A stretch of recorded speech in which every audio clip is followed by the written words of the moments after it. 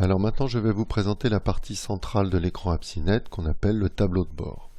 Cette partie centrale a comme particularité d'être complètement personnalisable.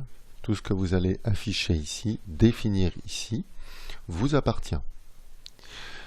Pour ce faire, vous allez ici, sur cette icône, cliquer sur « Ajouter une requête ». Un nouveau menu apparaît et vous allez descendre jusqu'à « Tableau de bord ». Ici, vous avez donc un certain nombre de requêtes qui ont été paramétrées, qui sont tout à fait adaptées à l'affichage de type tableau de bord. Par exemple, ici, nous allons chercher une recherche équipement. Une boîte de dialogue s'affiche, vous demandant de préciser un certain nombre de choses pour ce bloc du tableau de bord. Déjà un titre. Donc je vous conseille, CTRL-C, CTRL-V, de reprendre le même nom que celui de la requête initiale.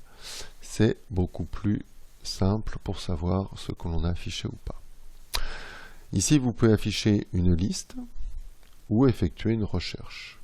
Si j'affiche une liste, je peux définir le nombre de lignes affichées sur cette liste. Je définis ici la notion de rafraîchissement, paramétré à 20 minutes, c'est-à-dire le nombre de fois où le navigateur, la période de temps pendant laquelle le navigateur va interroger la base de données pour afficher et rafraîchir les données affichées.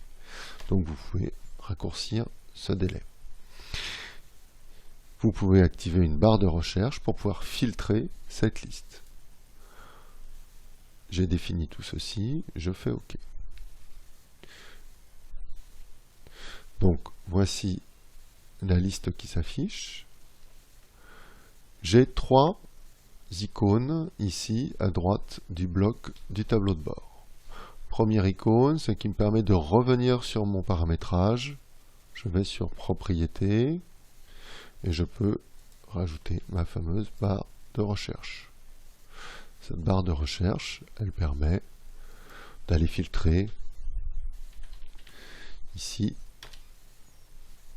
des équipements en fonction du modèle. Je peux évidemment associer différents filtres. Je peux aussi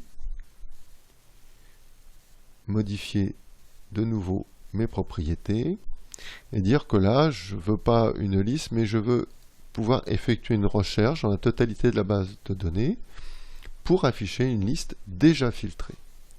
Donc ici, je vais chercher les champs qui m'intéressent sur lesquels va se porter ma recherche. Modèle, puissance, marque, numéro de série, code barre, pourquoi pas utilisateur ou localisation.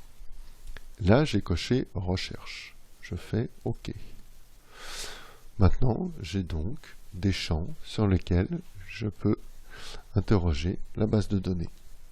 Si je fais comme tout à l'heure, je tape DEC et que je clique sur Rechercher, je vois un nouvel onglet qui s'affiche avec là une liste bien plus grande de tous les modèles qui contiennent DEC. Je dis bien qui contiennent, c'est une recherche hypertexte. Ce n'est donc pas les modèles qui commencent par DEC, mais bien toutes les chaînes de caractères qui contiennent DEC. C'est pour ça que vous avez des découpes avec les îlots à déchets. Mais vous pouvez après associer des filtres sur le service, etc., etc. Ce fonctionnement par onglet est très pratique. Vous pouvez revenir sur vos tableaux de bord, revenir sur quelque chose que vous avez défini et refermer. Vous pouvez ainsi ajouter des blocs qui vous semblent utiles pour toute recherche dans ce tableau de bord. Donc, parmi ces requêtes disponibles, pour rechercher des factures, des fournisseurs, des localisations, bref, toutes les informations qui vous semblent utiles pour gérer votre parc de matériel. Voilà pour la présentation du tableau de bord.